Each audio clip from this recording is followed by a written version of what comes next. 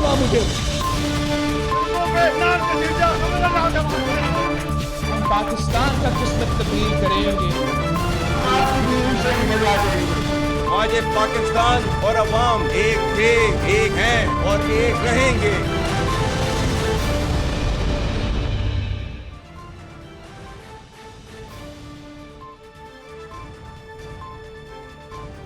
जी अस्सलाम वालेकुम। प्रोग्राम में आज सबसे पहले बात करेंगे कराची के मुकदमे के हवाले से।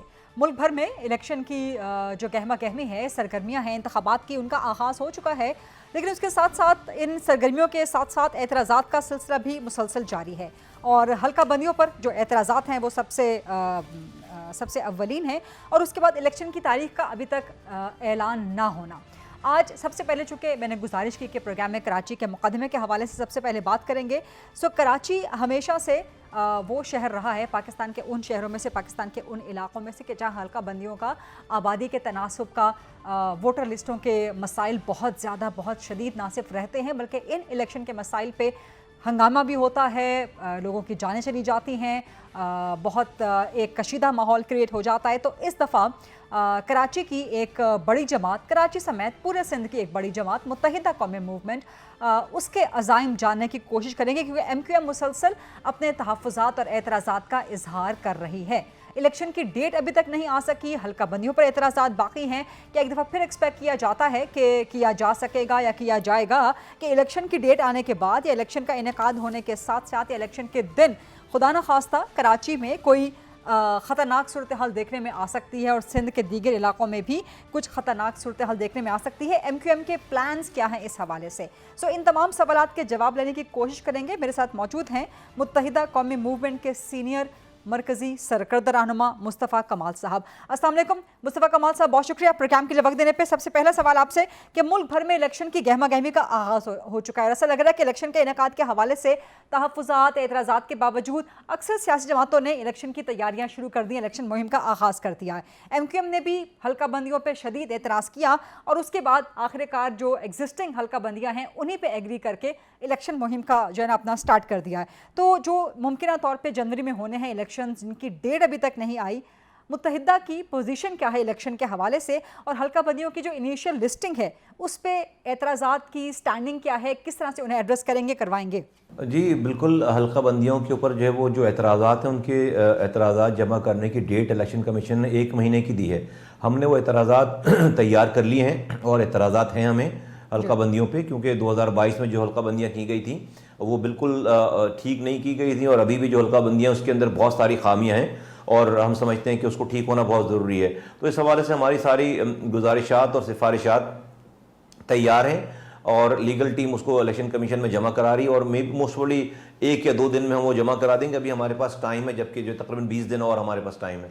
तो साथ साथ इलेक्शन की तैयारियां बिल्कुल शुरू हो गई हैं। हमारे यहाँ 5 कैंडिडेट्स भी अनाउंस कर दिए गए हैं, उनको कभी डेट नहीं है इलेक्शन की, लेकिन हमने मुमकिन कैंडिडेट्स भी कराची में 5 अनाउंस कर दिए हैं। और वैसे तो this no dull moment in MQM's life, तो हम रोज़ाना ही कोई ना कोई हमारी कॉर्नर मीटिंग्स, कोई जो है वो जलसा, कोई हमें जो है वो इलाकों में छोटी छोटी जो है वो मुलाकातें।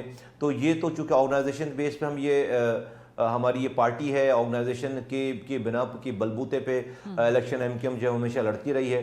तो इस दफ़ा भी ऑर्गेनाइजेशन, अभी हमने मलीर में जलसा किया है, मलीर के सिर्फ लोगों के टाउन का, और अभी हम औरंगी में करने जा रहे हैं 15 तारीख को जलसा, सिर्फ औरंगी के लोगों के, सिर्फ औरंगी टाउन के लोगों के। इस तरह के हमारे 29 टाउन हैं पूरी कराची में। तो अल्हम्दुलिल्लाह हमारी तैयारी, जो लोगों से कम्युनिकेशन है, लोगों से गुफ्तगू है, और मज़ीद लोगों का इजाफा होता चला जा रहा है, पार्टियाँ और ग्रुप्स जो है हमें ज्वाइन करते चले जा रहे हैं। तो अल्हम्दुलिल्लाह जो है अच्छी जिसे कहते हैं कि एक मोमेंटम बना हुआ है, अच्छा मोमेंटम बना हुआ है पार्टी के अंदर। राइट मुस्तफ़ा कमाल साहब, ECP की जानिब से मुहिम ऐलान तो हो चुका है कि जनवरी 2024 में इलेक्शन करवाए जाएंगे। हतमी तारीख अभी तक दिन जो है वो नहीं बताया जा रहा। नून लीग, पीपल्स पार्टी समेत तमाम बड़ी जमातें जो है मुतालबा बार बार कर रही हैं इलेक्शन कमीशन से कि जी इलेक्शन की डेट दी जाए। MQM को क्या लगता है कि इलेक्शन की डेट अभी तक क्यों नहीं दी जा पा रही? देखिए, इलेक्शन कमीशन ने जो है वो जनवरी के आखिरी हफ्ते की डेट दी, कि डेट का हफ्ता अनाउंस किया। डेट तो नहीं कह सकते, एक जो एक आखिरी हफ्ते, लास्ट वीक ऑफ जनवरी की बात की। अब एक हफ्ते में 7 दिन होते हैं, तो यकीनन उन 7 दिनों में से कोई एक दिन किसी टाइम पे हम ये एक्सपेक्ट करते हैं कि वो अनाउंस कर देंगे। अदरवाइज उन्होंने महीना और हफ्ता तो बता दिया है, تو اچھا یہ ہوتا ہے کہ وہ دن بھی بتا دیتے ہیں، لیکن چلیں ابھی نہیں بتایا انہوں نے، دن ہفتہ بتا دیا اور مہینہ بتا دیا ہے، تو وہ دن بھی بتا دیں گے. تو میں سمجھتا ہوں کہ سیاسی جماعتوں کو اس انہی 7 دنوں میں سے کسی ایک دن کی تیاری کرنی چاہیے. اور اگر الیکشن آگے بڑھے تو ہم اسے میرا خیال ہے کہ نہیں بڑھنا چاہیے الیکشن آگے. اور اگر مصطفیٰ کمال صاحب الیکشن جنوری سے آگے بڑھتے ہیں، جنوری 2024 سے، تو اس صورت میں ایم کیو ایم کا رد عمل کیا ہوگا؟ کیا ایم کیو ایم تاخیر سے الیکشن قبول کرے گی، نہیں کرے گی؟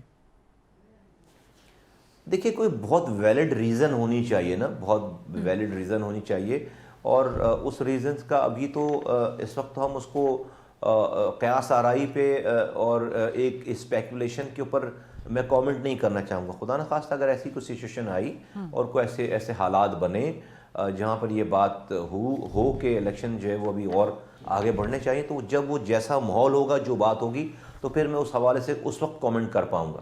ٹھیک ہے. الیکشن کی تیاریوں کا آغاز تو ہو چکا ہے اکثر سیاسی جماعتوں کی طرف سے، اور آپ کی جماعت نے کراچی سمیت سندھ میں پیپلز پارٹی ظاہر ہے آپ کی الیکشن کی حریف ہے، ان پہ تنقید کرنے سے اپنی انتخابی سرگرمیوں کا آغاز کیا. کیا آپ کو لگتا ہے کہ یہی بیانیہ لے کے آپ کراچی کے عوام میں مقبولیت حاصل کر سکیں گے؟ کیونکہ ابھی تو فی الحال پیپلز پارٹی، جیسے میں نے پہلے کہا، آپ کی سیاسی انتخابی مخالف ہے، لیکن کچھ عرصہ پہلے تک ہی آپ لوگ ان کے ساتھ حکومت پہ موجود تھے، P D M plus Peoples Party کی حکومت پہ موجود تھے.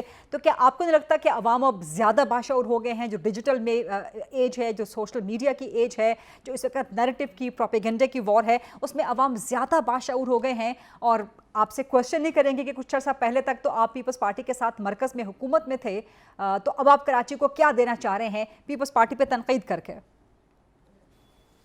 نہیں، آپ اگر جو ہے وہ باریک بینی سے اس کو دیکھیں تو پیپلز پارٹی کے خلاف، ان کی حکمرانی کے طرز حکمرانی کے خلاف تو ہم جو ہے وہ سالہ سال سے بات کریں. کوئی ایسا دن نہیں ہے جب بات نہیں کریں، اور ہم ایسا نہیں تھے. ہم یہاں پر ان کے خلاف اپوزیشن بینچز پہ تھے بیٹھے ہوئے 5 سالوں تک، اور ہم نے ہمارا اپوزیشن لیڈر آخری چند ماہ میں تو ہمارا اپوزیشن لیڈر تھا یہاں پر باقاعدہ، جب پی ٹی آئی یہاں پر نہیں تھی، اور پی ٹی آئی تو اپوزیشن کر ہی نہیں رہی تھی، ان کا تو آپس میں مکا ہوا تھا. تو جب ہمارے پاس آئی تو ہم نے اپوزیشن لیڈر ہم نے منتخب کروایا، اور ہم اپوزیشن بینچز پہ تھے جبھی تو ہمارا اپوزیشن لیڈر آیا. تو ہم وفاق میں پی ایم ایل این کے اتحادی تھے، اور وہ ان کے اتحادی ہوں گے، لیکن ہمارا پیپلز پارٹی سے کوئی اتحاد نہیں تھا. نمبر 1. نمبر 2 یہ کہ پیپلز پارٹی کی خراب حکمرانی کے اوپر آپ کو پتہ ہے کہ بھائی پینے کا وہ پانی نہیں دے رہے. ہم پہلے دن سے اس کے اوپر آواز اٹھا رہے ہیں. وہ بلدیاتی حلقوں کو جو ادارے ہیں ان کو اختیارات نہیں دے رہے، سارے اختیارات چھین لیے. ہم سپریم کورٹ جا کر ہم نے باقاعدہ ان کے خلاف مقدمہ جیتا ہے. اس کے علاوہ وہ سینسس کے اوپر انہوں نے کراچی کی آبادی کو 1,30,00,000 پر لاک کرنے کی کوشش کی. 30% سے ان کی آبادی کراچی کی دکھا رہے تھے، اور ڈیٹ انہوں نے ختم کرنے سے کا اعلان کر دیا کہ 98% آبادی کمپلیٹ ہو گئی ہے. ہم نے اس کو پرسو کیا، کانٹیسٹ کیا، ثبوت و شواہد جمع کیے، وزیر اعظم کے پاس گئے 5 دفعہ، اور ہم نے ڈیٹ بڑھوائی. اور جب وہ جولائی 23 کو ڈیٹ جب ختم ہوئی ہے تو 2,03,00,000 لوگ گنے گئے ہیں جولائی 23 تک. کہاں 1,30,00,000 اور کہاں 2,03,00,000. تو 73,00,000 لوگ بازیاب کرائے گئے ہیں پیپلز پارٹی کے انیمیریٹرز اور ان کے جو سرکاری محکمے کے لوگوں کی اناؤنسمنٹ کے بعد.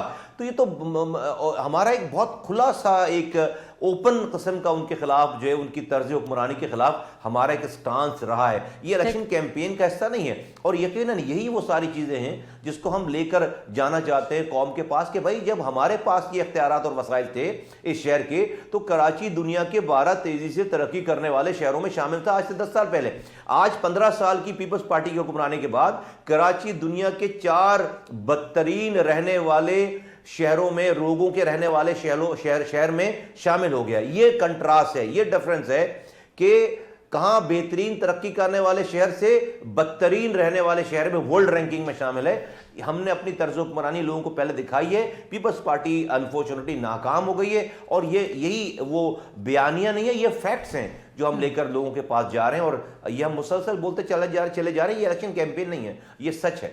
ٹھیک ہے. اچھا مصطفیٰ کمال صاحب، گزشتہ دنوں آپ لوگوں نے سندھ میں جی ڈی اے اور جمعیت کے ساتھ مل کے جو کیئر ٹیکر گورنمنٹ ہے سندھ کی اور الیکشن کمیشن، ان پہ انتہائی سخت الزامات عائد کیے، اور آپ لوگوں نے کہا کہ جو ان پہ پیپلز پارٹی کے لیے الیکشن میں آسانیاں پیدا کرنے کا الزام بھی آپ لوگوں نے لگایا.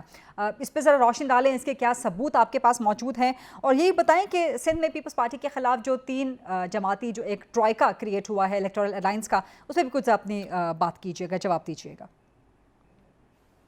देखिए, प्रोविंशियल जो इलेक्शन कमीशन है उसकी आप कारकर्दगी देखें तो जो लोकल गवर्नमेंट के इलेक्शन हुए हैं वो ना जीतने वाला मान रहा है अभी तक, ना जो है वो हारने वाला मान रहा है। अभी तक मुजाहरे चल रहे हैं, साल से ज़्यादा हो गया इलेक्शन को। और आपने देखा कि जब अंदरूनी सिंध 2 हिस्सों में इलेक्शन हुए थे, अंदरूनी सिंध जब इलेक्शन कराए थे उन्होंने बहुत सारे डिस्ट्रिक्ट में, तो कैमरों ने दिखाया कि डाकू, बाकायदा डाकू आते हैं सुबह पोलिंग स्टेशन पे, वो पोलिंग स्टाफ और जो है वो अमला और तमाम बैलेट पेपर, बैलेट बॉक्स उठाकर अपने साथ ले जाते हैं और शाम को 5 बजे वो वापस उनको छोड़ जाते हैं और अंदर से वोट पीपल्स पार्टी का निकलता है सारा। तो जहां पर इस तरह और आपने अनाउंस भी कर दिया, वो सीट अनाउंस भी कर दिया आपने, और आपने टीवी पे दिखाया कि चौकों पर बैठकर बैलेट बॉक्स रखकर लोग ठप्पे लगा रहे और 3 दिनों तक जो है वो वोट डाल रहे हैं। इस तरह के इलेक्शन के इनेकाद करने वाले चीफ इलेक्शन कमिश्नर प्रोविंशियल जो हैं उनको अभी तक यहाँ पर बरजमान रखा गया है। हमारा ये उन पर एतराज़ है कि वो पीपल्स पार्टी के सपोर्टर और कारकुन टाइप आदमी हैं और वो इलेक्शन फेयर एंड फ्री कराने में यकीनन नाकाम हो गए हैं और उनके रहते हुए अगला इलेक्शन भी फेयर एंड फ्री नहीं हो सकता। जहाँ तक बात है GDA के साथ अंडरस्टैंडिंग की, तो देखिए सिंध की तारीख़ है 30 साल तारीख़, ये कोई पहली दफ़ा नहीं होगा या हो रहा है। 1990 में 1 सीट वाले जाम सादिक वज़ीर आला थे एंटाई पीपल्स पार्टी MQM के वोटों के साथ। 1997 में 1 सीट वाले लियाकत जतोई वज़ीर आला थे MQM की 38 वोटों के साथ। 2002 की असेंबली में अली मोहम्मद मेहर पहले और उसके बाद 2 सालों के बाद अरबाब गुलाम रहीम साहब एंटाई पीपल्स पार्टी वज़ीर आला थे MQM की 43 सीटों के साथ। तो ये हिस्ट्री में कोई पीपल्स पार्टी की बहुत ज़्यादा ओवरवेलमिंग मेजॉरिटी नहीं रही है। MQM सेकंड लार्जेस्ट पार्टी रही है, उसके साथ पीर पगारा साहब के वोट, जतोई साहब के वोट, जतोइयों के वोट, मेहरों के वोट, शिराजियों के वोट, अरबाब रहीम साहब के वोट और इस तरह से मलकानी साहब के वोट, ये सारे वोट मिलाकर जो कि एंटाई पीपल्स पार्टी जहन रखने वाले लोग हैं और MQM के साथ मिलकर 3 दफ़ा हुकूमतें यहाँ पर बन चुकी हैं और इस दफ़ा भी ये काम हो सकता है। कोई पीपल्स पार्टी ने कोई ऐसा काम नहीं किया जहां पर लोग पूरा का पूरा जो है वो सुबह उनके साथ हो गया हो। तो इसलिए इसी कॉम्बिनेशन के साथ ये तमाम कोशिशें हैं और हमें बहुत कवी उम्मीद है कि इंशाअल्लाह ताला अगर इलेक्शन फेयर एंड फ्री हुए, अगर जो है वो पुलिस और इलेक्शन के स्टाफ के आरोज़ और अपने सरकारी अफसरान को लगाकर जो है वो अंदरून सिंध और कराची में ठप्पे नहीं लगवाए गए जो कि साबिक़ हुक्मरान जमात पीपल्स पार्टी के लोगों ने, तो इंशाअल्लाह ताला जो है वो इस दफ़ा का रिजल्ट जो है वो बड़ा प्लेजेंटली सरप्राइज होगा लोगों के लिए। ठीक है, सरप्राइज की आप बात कर रहे हैं तो ये बताएं कि 2018 के इलेक्शन में सरप्राइज दिया था उस वक्त पाकिस्तान तहरीक इंसाफ ने, और कराची में खास तौर पे, पूरे सिंध में तो ठीक है लेकिन कराची में खास तौर पे हैरानकुन मकबूलियत, या मकबूलियत से ज़्यादा आप ये कह लें कि सीटें उन्होंने हासिल कर ली थी जिसका ज़्यादा नुकसान MQM को हुआ था। अब और उस वक्त मुत्तहिदा की नाकामी की एक बड़ी वजह 2018 में इस जमात का मुख्तलिफ धड़ों में बंटना भी बताया जा रहा था। अब टाइड्स टर्न हो गई है, बिल्कुल रिवर्स सिचुएशन हो गई है कि पाकिस्तान तहरीक इंसाफ धड़ों में बटी हुई है, मुत्तहिदा कौमी मूवमेंट के तमाम धड़े यकजा हो गए हैं और पाकिस्तान तहरीक इंसाफ की मकबूलियत कराची में डाउन हो चुकी है। तो इस सूरत हाल में क्या MQM कराची में ख़ास तौर पे, पूरे सिंध की बाकी भी बात कर दीजिएगा, बट कराची में ख़ास तौर पे क्या सरप्राइज़ देने के लिए तैयार होगी और क्या आप समझते हैं कि आप लोग एक कम बैक करेंगे कराची में अपना, और कराची का वोटर अभी भी आपके साथ है?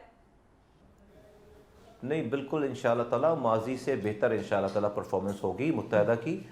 सारे इंडिकेटर्स ये बता रहे हैं, क्योंकि मैं उसकी वजूहात बता दूं, ये कोई एग्जेजरेटेड हमारी एक्सपेक्टेशन या हमारा बयान नहीं है, बल्कि देखिए एक तो आपने खुद स्प्लिट की बात की और अब ये सब यूनाइटेड MQM है एट दिस मोमेंट, सारे लोग जो है वो इकट्ठे एक जगह हैं। दूसरी बात है कि आखिरी काम करने की लेगेसी जो है वो हमारे पास है। 15 सालों तक पीपल्स पार्टी के पास ये शहर रहा है और सूबा रहा है, 22,000 अरब रुपए खर्च किए हैं और आज पीने का पानी घर में आता नहीं है, सीवरेज का पानी घर से बाहर जाता नहीं है, ये हालात हैं। 4-4.5 तक PTI यहाँ 4.5 सालों तक PTI वज़ीर आज़म रहने के बाद भी यहाँ पर कुछ भी नहीं कर सकी, 14 सीटों के बावजूद कुछ भी नहीं कर सकी, जैसे भी उनको सीटें दी गई थी लेकिन उसके बावजूद वो कोई इम्पैक्ट क्रिएट नहीं कर सके। आखिरी काम इस शहर में MQM के दौर का हुआ है और लोगों को वो काम अभी तक याद है और उसके अलावा उसके बाद कोई काम हुआ नहीं है। और ये पीपल्स पार्टी की जो सरबराही रही है, हुकूमत रही है, वो उन्होंने कुछ भी, अभी मेयर तो उनके अब आए हैं लेकिन 2 साल तक यही मेयर एडमिनिस्ट्रेटर भी रहे हैं, तो बहुत होते हैं 2 साल अपना इम्पैक्ट ज़ाहिर करने के लिए।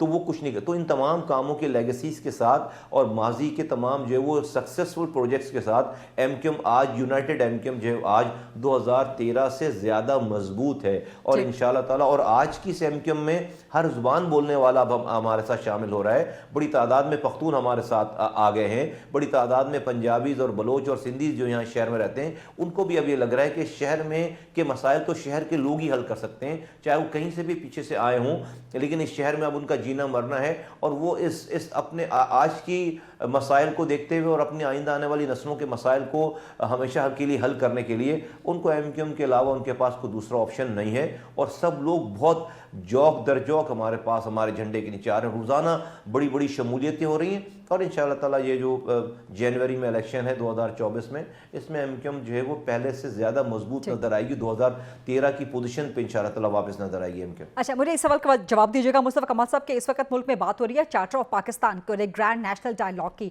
کیا اس وقت ضرورت ہے یا اس وقت صرف الیکشن کو ایک گرینڈ نیشنل ڈائلاگ سمجھ لینا چاہیے, یا اس سے پہلے اگر اس قسم کا ہوتا ہے تو کیا پاکستان تحریک انصاف کو بھی اس کا حصہ بنایا جانا چاہیے, یا کیا ایم کیو ایم اس کا حصہ بنے گی, اور فریم ورک کیا ہونا چاہیے اگر ایسا ہوتا ہے تو؟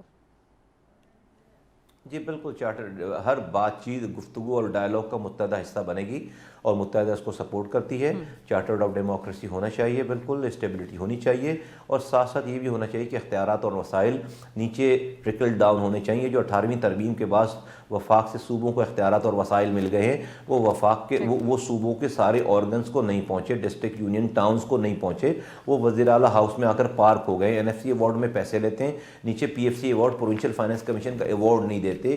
1,000 ارب روپے سالانہ, جیسے میرے وزیر اعلیٰ کو 1,000 ارب روپے سالانہ ڈویزبل پول میں ملتا ہے, اور وہ آ کے نیچے کوئی پیسہ نہیں دیتے. 300 ارب روپے خود کماتے ہیں, 1,300 ارب روپے کے نیچے ٹرکل ڈاؤن کرنے کا کوئی میکینزم نہیں ہے. یہ جو 18ویں ترمیم میں 56% ڈویزبل پول میں صوبوں کو پیسے بڑھ جاتے ہیں, یہ وائبل نہیں رہا. پاکستان کے وفاق کو چلانا اب وائبل نہیں رہا. فوج کو پیسے جانے ہیں وفاق کے پیسوں سے, جو قرض لے رکھے ہیں اس کے اوپر انٹرسٹ اور قرض ادا ہونا ہے وفاق کے پیسوں سے, پی آئی اے چلنا ہے وفاق کے پیسوں سے, ریلوے چل رہا ہے وفاق کے پیسوں سے, اسٹیل مل چلنا ہے وفاق کے پیسوں سے, اس طرح کے اور تمام بجلی کے تمام جو کمپنیز, تو وہ وفاق تو پہلے دن ہی بینک کرپٹ ہو جاتا ہے, بیڈ ڈیبٹس میں چلا جاتا ہے. اس کو تو اپنے سرکاری کام کو چلانے کے لیے بھی جو ہے قرض چاہیے, اور اس قرض کو ادا بھی اس نے کرنا ہے, اس کو انٹرسٹ بھی اس نے کرنا ہے. تو اس میکانزم کے تحت, یہ 18ویں ترمیم کے اس میکانزم کے تحت وفاق کو چلانا تو اس وقت جو ہے وہ وائبل ہی نہیں رہا, کہیں سے جو ہے وہ اس کا جو ہے وہ ڈویبل ہی نہیں رہا. تو اس ایکویشن کو, اور پھر یہ جو ٹرکل ڈاؤن پیسہ نیچے ہوا ہے, وہ پیسہ آ کر پارک ہو گیا وزیر اعلیٰ ہاؤس میں, اس کا چونکہ نیچے کوئی میکانزم نہیں بنا ہوا ہے. بہت بہت شکریہ, بہت بہت شکریہ مصطفیٰ کمال صاحب پروگرام میں آج خاص طور پہ بات کرنے کے لیے. ایک بریک کا وقت ہوا ہے پروگرام میں, let's take this short quick break and then come back. جی welcome back after the break. Break سے پہلے ہم نے کراچی سمیت سندھ کے الیکشنز کی اور سیاست کی صورتحال کی بات کی, اور اب ذرا پنجاب پہ فوکس کریں گے. پنجاب کی اگر بات کی جائے تو مسلم لیگ نون کے قائد نواز شریف کی وطن واپسی کی آمد ہے. ان کی واپسی کی تاریخ قریب سے قریب تر آتی جا رہی ہے. نون لیگ کی تیاریوں میں بھی مزید سے مزید اضافہ ہوتا چلا جا رہا ہے, اور آج ہی ایک بیان سامنے آیا ہے نگران حکومت کی طرف سے نواز شریف کی گرفتاری کے بارے میں, ضمانت کے بارے میں, سیکیورٹی پروویژن کے بارے میں. اور کیا پنجاب میں نون لیگ کم بیک کر سکے گی نواز شریف کے کمنگ بیک سے, نواز شریف کی واپسی سے؟ یہ ایک اہم سوال ہے. نون لیگ کو کتنا ٹف ٹائم کا سامنا کرنا پڑ سکتا ہے پنجاب میں انتخابات کے حوالے سے, اور اس کے لیے ضروری یہ بھی ہے کہ ای سی پی کی طرف سے الیکشن کی ڈیٹ بھی آ جائے, جو کہ ابھی تک واضح طور پہ حتمی طور پہ نہیں آ سکے گی. تو ان سوالات کے جواب لیں گے. میرے ساتھ موجود ہیں جناب مسلم لیگ نون کے سینئر مرکزی سرکردہ رہنما شیخ روہیل اصغر صاحب. السلام علیکم شیخ روہیل صاحب, بہت شکریہ پروگرام کے لیے وقت نکالنے پہ. سب سے پہلا سوال, پہلے سرفراز بگٹی صاحب نے کہا تھا نواز شریف پاکستان واپس آئیں گے انہیں گرفتار کر لیا جائے گا. آج نگران وزیر اطلاعات نے کہا کہ نواز شریف کی گرفتاری کا اور ضمانت کا معاملہ عدالتوں پہ چھوڑ دیا جائے. دوسرا انہوں نے کہا کہ ان واپس آئیں گے تو ان کو وہی سیکیورٹی دی جائے گی جو ایک سابق وزیر اعظم کو دی جاتی ہے. اور نواز شریف کی سیکیورٹی کو لے کے بہت سی خبریں سامنے آئیں کہ ان کو یہاں پہ زیادہ سیکیورٹی کے خطرات لاحق ہو سکتے ہیں. سیکیورٹی کی صورتحال سے نون لیگ مطمئن ہے, اور سیکیورٹی کی پروویژن کے حوالے سے ظاہر ہے آپ کی گفتگو ہو رہی ہوگی پنجاب گورنمنٹ سے بھی, فیڈرل گورنمنٹ سے بھی. مطمئن ہیں آپ لوگ انٹائرلی؟ وعلیکم السلام. خریدہ, دو آپ نے شخصیات کا ذکر کیا, ایک آپ نے ذکر کیا کوئی بھٹی صاحب ہے، میں نہیں جانتا ہوں ان کو، ویسے میرے لیے کوئی نیا سا نام ہے. اور دوسرا آپ وزیر نے داخلہ ہیں بات کی اور سینیٹر بھی رہ چکے ہیں پہلے. ہوگا، کئی آئے کئی چلے گئے، کئی آئے کئی چلے گئے. ان چھوٹی چھوٹی باتوں سے بندہ بڑا نہیں ہو جاتا. میں جو بات عرض کرنا چاہ رہا تھا کہ دوسرا آپ نے ذکر، انٹرم ہوم منسٹر کو میں کیا، میں نہیں جانتا. اب میں نہیں جانتا تو نہیں جانتا، کچھ ضروری تھوڑی ہے کہ ہر شخص کو میں جانتا ہوں. میں واقعی نہیں جانتا. میں اکبر مفتی صاحب کو جانتا ہوں، ان کے بچوں کو جانتا ہوں، مجھے نہیں پتا. اور آپ نے دوسرا ذکر کیا آپ نے وزیر اطلاعات کا. کیا پڑھی لکھی بات کی انہوں نے، بڑی سمجھداری سوچ. آپ کے وہ قبیلے سے ہے نا، سمجھتے ہیں کہ ان کو کیا کہنا چاہیے. اور حقیقت بھی یہی ہے. یہ معاملہ ہے خالصاً آپ کی عدلیہ کا. عدلیہ کیا اس پہ فیصلہ لیتی ہے، عدلیہ کیا آپ کو اس پہ رد عمل شو کرتی ہے، یہ تو وہ جانیں گے نا. اس کے بعد وہ کسی کو یہ اختیار دیں گے.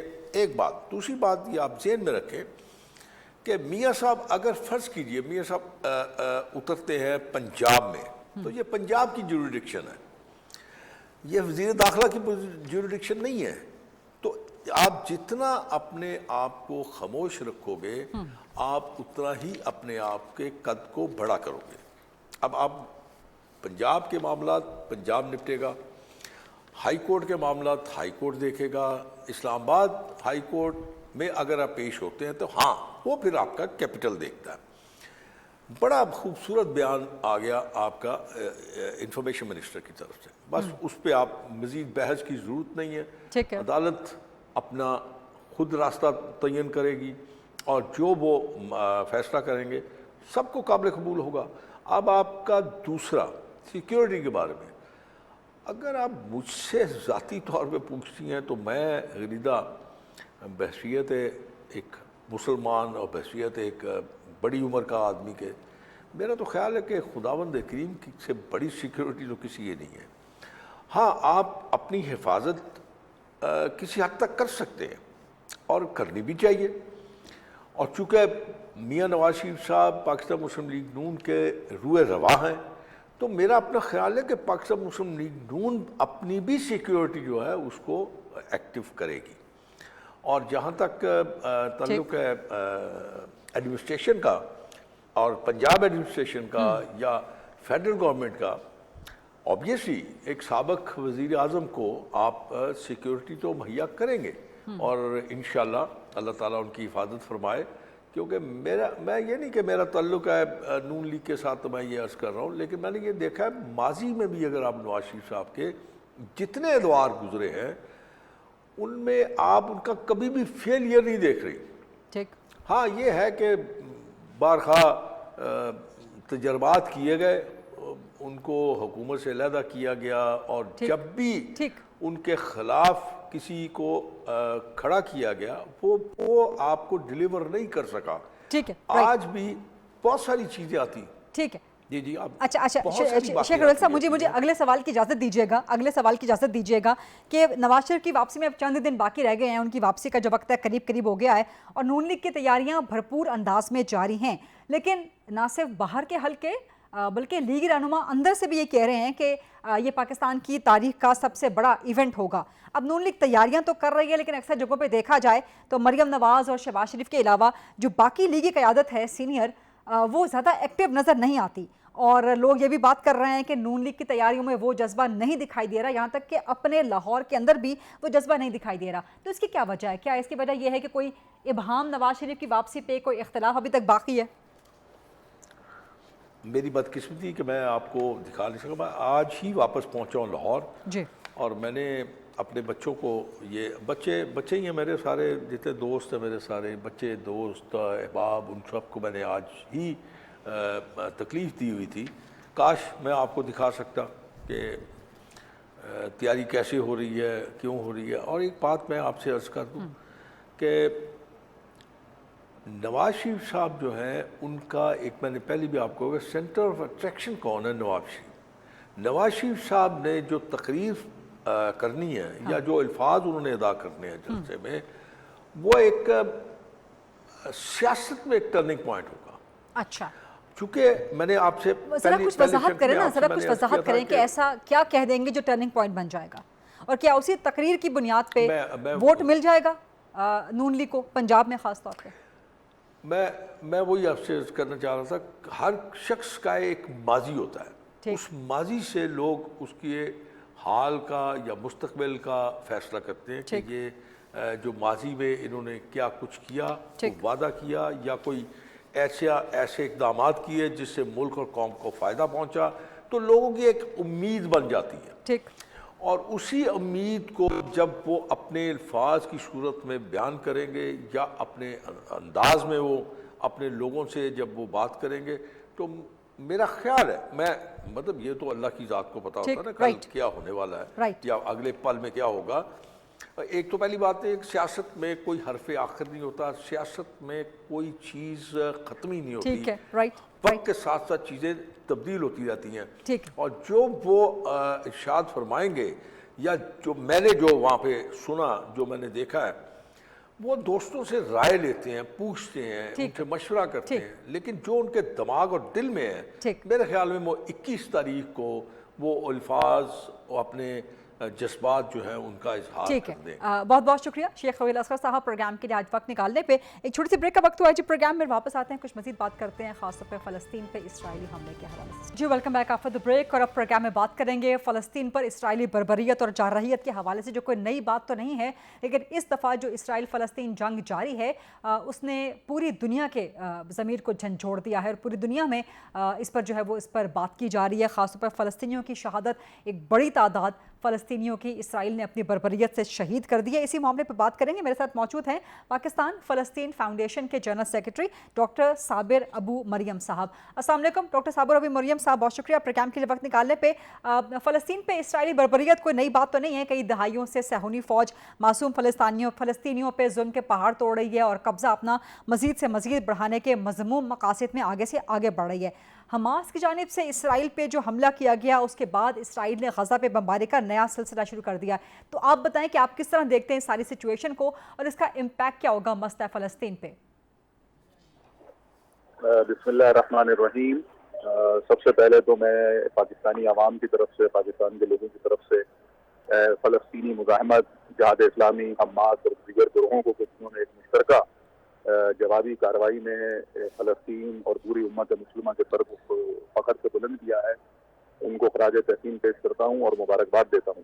دوسری بات، جیسا کہ آپ نے اپنے سوال میں ہی کہا ہے کہ یہ مسئلہ کئی دہائیوں سے ہے، یقیناً 1 سینچری ہو چکی ہے 1917 بیلفور ڈکلیریشن سے اب تک 100 سالہ تاریخ ہے، اور اس 100 سالہ تاریخ میں فلسطینیوں پر بے پناہ مظالم ہوئے ہیں، فلسطینیوں کو گھروں سے نکالا گیا، ان کے زمینوں پر قبضہ کیا گیا، ان پر ظلم و جبر کیا گیا، قتل و غارت کی گئی، خواتین کی بے حرمتی کی گئی، بچوں کو جیلوں میں بند کیا گیا، خواتین کو جیلوں میں بند کیا گیا، حتیٰ کہ یہاں تک مسجد اقصیٰ جو قبلہ اول ہے اس پر مسلسل حملے کیے گئے، اس کی توہین کی گئی، اور حال ہی میں 1 مہینے سے مسلسل مسجد اقصیٰ پر حملے کیے جا رہے تھے، غاصب صہیونی آبادکار مسجد کی توہین کر رہے تھے۔ یہ قبلہ اول ہے، یہ ہمارے لیے مقدس ہے، ایک مقدس مقام ہے، تو لہٰذا یہ وہ بیک گراؤنڈ ہے جس نے فلسطینی مزاحمت کو، جو کہ پتھروں سے ایک زمانے میں شروع ہوئی تھی اور آج اس قدرت مند ہو چکی ہے کہ انہوں نے آج راکٹوں سے اور بیک وقت انہوں نے 4 گھنٹے کے آپریشن میں، جس کو طوفان الاقصیٰ کا نام دیا ہے، آپ دیکھیے یہ 4 گھنٹے کا آپریشن تھا، اور اس 4 گھنٹے میں انہوں نے 5000 راکٹ فائر کیے ہیں، 7 غاصب شہروں کو انہوں نے وہاں پہ نشانہ بنایا ہے۔ اچھا یہ بتائیے ڈاکٹر صابر صاحب یہ بتائیے کہ اس جو حالیہ کشیدگی ہے اس میں امریکہ نے ہمیشہ کی طرح اسرائیل کی حمایت کا اعلان کر دیا ہے، جبکہ UN سیکیورٹی کونسل کا جو اجلاس تھا، ہنگامی اجلاس، وہ بے نتیجہ ختم ہو گیا، تو آپ کو لگتا ہے کہ اس وقت غزہ میں امن کے لیے جو عالمی دنیا کی کوششیں ہیں وہ سنجیدہ ہیں؟ کتنی سنجیدہ ہیں، اور کیا ابھی بھی جنگ بندی ہو سکتی ہے فوری؟ دیکھیے، سب سے پہلے تو میں اقوام متحدہ کی سلامتی کونسل کے بارے میں کہتا ہوں کہ اگر اقوام متحدہ کوئی سنجیدہ کام کرنا چاہتی تھی تو 75 ایئرز بہت تھے، 1945 سے اقوام متحدہ کام کر رہی ہے، تو اس نے کیوں فلسطین کو جو ہے وہ مقبوضہ ہونے دیا، کیوں فلسطین پر غاصب اسرائیل کا تسلط قائم ہونے دیا، اور پھر مسلسل 200 سے زیادہ रेजोल्यूशन जो है वो यूनाइटेड नेशन के अंदर फलस्तीन के हक में मौजूद है, क्या एक पर भी आज तक अमल करवा सकी है यूनाइटेड नेशन? तो मैं समझता हूँ यूनाइटेड नेशन तो अपनी क्रेडिबिलिटी बहुत पहले खो चुकी है। अगर यूनाइटेड नेशन की कोई क्रेडिबिलिटी होती तो दुनिया के अंदर जंगें ना होती, वो इराक के अंदर कत्लो गारत ना होती, अफगानिस्तान खंडरात में तब्दील ना होता, अमेरिका की बदमाशी इन पूरे इलाकों में ना होती। लिहाजा इस वक्त जो सिचुएशन है, अगर मैं ये समझता हूँ जो आपने सवाल किया है इसके मुताबिक अगर हम बात करें तो सिचुएशन इस वक्त सिर्फ और सिर्फ ये है कि गासिब सहूनी हुकूमत को पीछे धकेला जाए, उसको फिलफौर हटाया जाए, मकबूजा इलाकों को आज़ाद करवाया जाए, क्योंकि ये जो जंग है ये अपने इलाके वापस लेने की है, अपने घर को वापस लेने की लड़ाई है। तो वो फलस्तीनी अपने मकबूजा इलाकों को आज़ाद कर रहे हैं और ये होता रहेगा। इसको मेरा ख्याल है ये उस वक्त तक अपने मंतकी अंजाम तक नहीं पहुंचेगी जब तक के गासिब रियासत मकबूजा इलाकों से पीछे नहीं हटती और दीगर चीज़ों से नहीं हटती। फिर ये बाद में डिसाइड होगा कि गासिब रियासत का मुस्तकबिल क्या है, क्योंकि इस वक्त जो मुस्तकबिल की बात है वो इस इसराइल के मुस्तकबिल का जो है वो मुस्तकबिल ज़ेरे सवाल आ गया है। तो मैं ये समझ रहा हूँ कि इस वक्त जैसा कि आपने कहा भी है कि इस्लामती कौंसिल का इजलास बगैर नतीजे के, ठीक है। तो इस वक्त बहुत बहुत शुक्रिया डॉक्टर साबिर अबू मरियम साहब प्रोग्राम में बात करने के लिए। ये था आज का programme. I'll see you tomorrow inshallah at 8 o'clock. Allah Hafiz.